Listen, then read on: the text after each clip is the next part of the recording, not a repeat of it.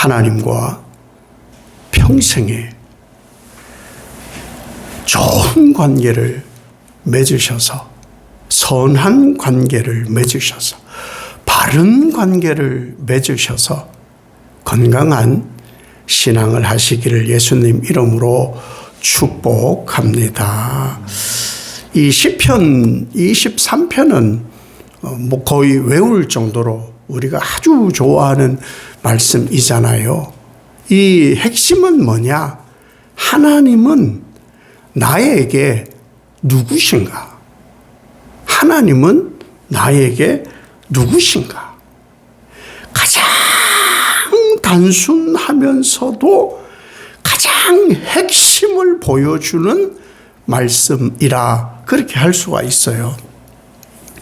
이 시편 23편의 핵심은 이 다윗이 경험한 환경을 얘기하는 것이 아닙니다. 하나님과 관계가 어떠했느냐를 얘기를 하는 거예요. 하나님이 보는 다윗이 하나님을 보는 시선에 대해서 명확하게 말씀을 하고, 이것이 나는 예수님을 어떻게 보는가, 예수님은 나를 어떻게 보고 계시는가, 전체 성경의 핵심을 담고 있습니다. 다윗의 삶은 아주 모진풍파죠. 어려서는 그냥 막내처럼 그렇게 살았죠. 그런데 그의 기름 부음 받은 후의 삶은 더 편안해야 되고, 더 의롭고, 더 사람들 보기에 성공적 삶을 사는 것이 기름 부음 받은 삶이 되어야 되지 않겠어요? 그런데 전혀 아니거든요. 기름 부음 받은 후 이 다윗의 삶은요, 도망자 인생, 그의 평생의 전쟁의 인생이었다. 그러니까 인생 자체가 고달팠어요. 항상 죽음이 도사리고 있었던 삶이 이 다윗의 삶이라 해도 지나친 말은 아닐 정도였어요.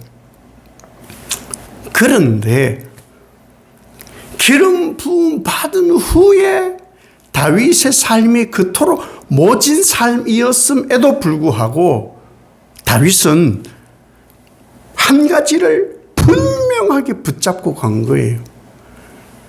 목자 하나님. 환경이 아니라 그 엄청난 환경 속에서 한 가지만 분명하게 한 것이 뭐냐? 하나님만 붙잡았다. 하나님만 붙잡았다. 자, 그러면 하나님만 붙잡았을 때 사울이 얼른 죽었습니까? 전쟁에 덜 나갔습니까? 그렇지 않았어요. 늘 있었던 일이에요. 늘 있었던 일이, 왕이 되어서도 늘 있었던 일이고, 왕이 되어서도 아들이 쿠데타를 했습니다. 쫓겨다녔습니다. 그랬던 삶이 다윗인데, 한 가지, 오직 목자이신 하나님을 붙잡았다. 다윗은 하나님과 어떤 관계냐? 하나님이 나의 목자시다. 나는 목자가 이끄시는 대로 가는 양이다. 목자가 이끄는 대로, 우리의 삶이 원치 않은 듯 다윗처럼 도망자, 불행 같고 전부 실패 같고, 그 삶이 목자가 이끄는 양의 삶이다. 그렇게 말씀하는 거예요.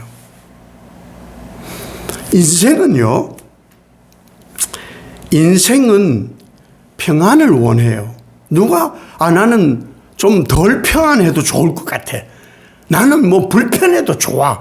그런 사람은 없어요. 다 평안을 원하죠. 그 인생의 평안은 뭐냐? 푸른 풀밭도 있고요. 쉴만한 물가도 있고요. 영혼이 소생되는 일도 있고요. 의의 길로 인도함도 받아요. 그리고 사망의 음침한, 그러니까 죽음의 골짜기 같은 그런 삶도 있지만 두려워할 필요가 없다. 지금 목자가 함께 하기 때문에.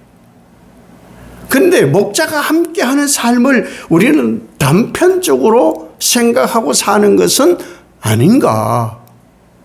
지금 목자가 인도하는 삶이라고 이 다윗이 고백하잖아요.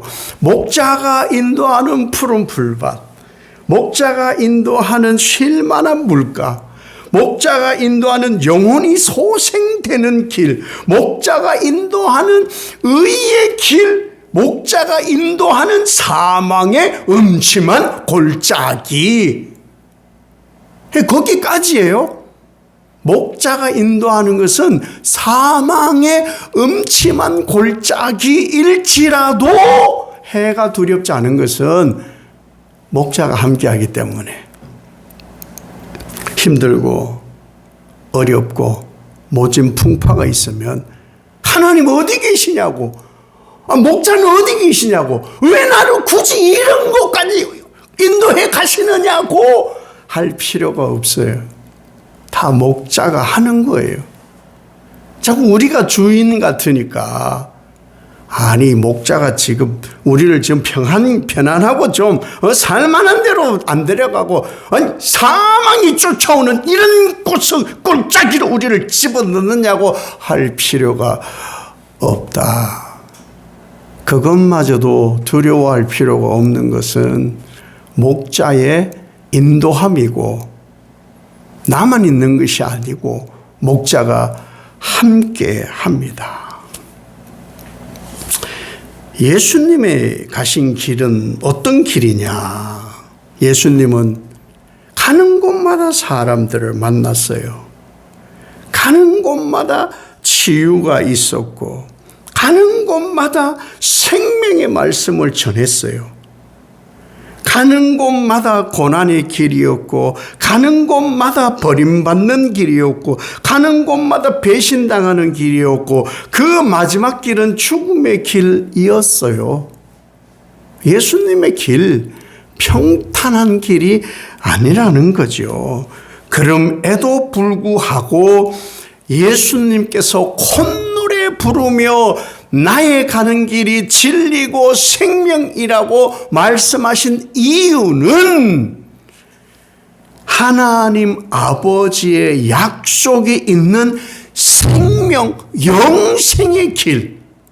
예수님 혼자가 아니고 성삼위 하나님이 함께하는 영생의 길이셨기 때문에 그 길은 평안의 길, 샬롬의 길, 가장 완벽한 생명의 길이었어요. 예수님 가신 길은요, 하나님과 함께하는 사망의 음침한 골짜기였어요. 그럼에도 불구하고 예수님은 예루살렘으로 가자 하신 이유가 뭐냐? 인류를 위해 약속하신 그 약속을 신실하게 이루시는 하나님을 신뢰하셨기 때문에, 약속의 완벽한 성취가 있기 때문에, 그래서 예수님은 치유의 길도 가시고 생명의 말씀의 길도 가시지만 고난과 배신의 길, 죽음의 길도 가실 수가 있었어요. 이 시편 23편은요, 그런 맥락에서 다윗의 후손으로 오신 예수 그리스도의 길, 다윗의 길, 곧 메시아의 길과 같은 맥락이라 말씀드릴 수가 있는 거예요. 왜?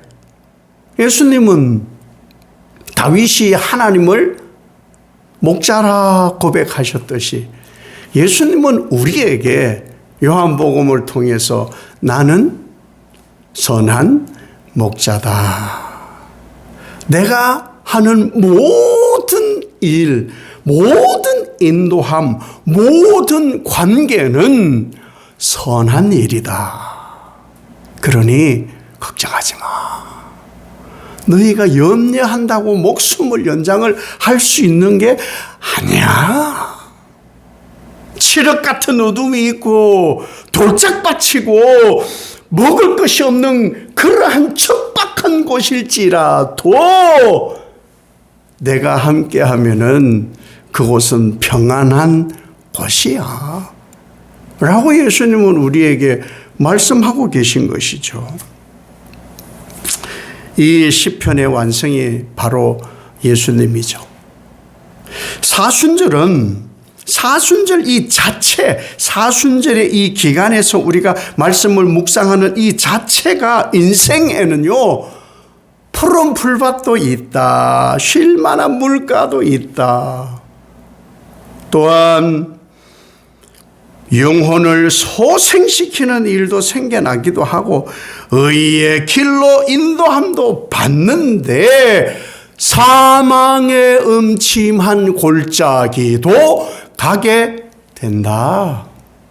근데 이걸 자꾸 우리는 빼려고 하잖아요. 왜? 힘드니까.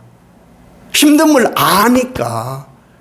이 사망의 음침한 골짜기를 직역을 한 내용을 보면요, 죽음의 그림자가 짙게 깔린 골짜기, 거기는 가면은 거의 죽는 거예요. 죽는 거.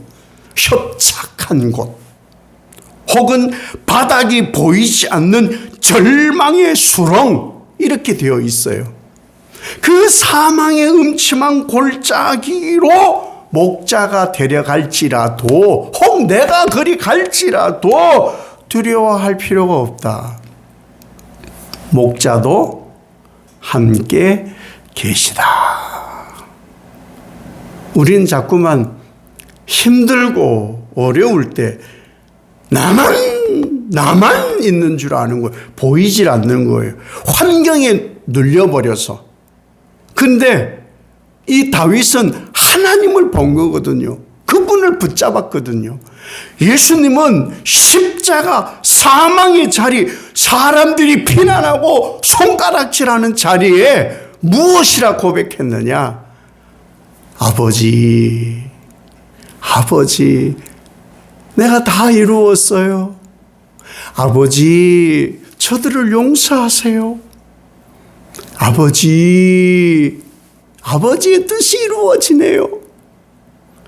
하나님과의 관계를 더욱 끈끈하고 강력하게 붙잡은 곳이 십자가. 우리가 봐야 될 것이 바로 그 십자가이고 예수 그리스도시라는 거예요.